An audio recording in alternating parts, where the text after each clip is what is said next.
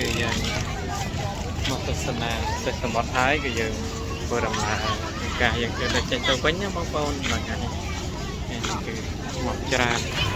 ឡានជាប់តកតុយគ្នាតែម្ដងមកច្រើនមែនតែនច្រើនកកនេះច្រើនមែនតែនបងប្អូន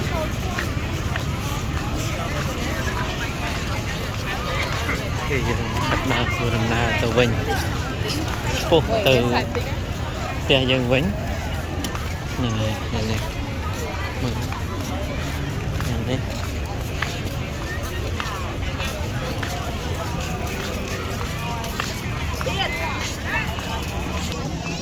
ចាំទៅវិញដំណើរនៃការដើរយើងទៅវិញពុះទៅ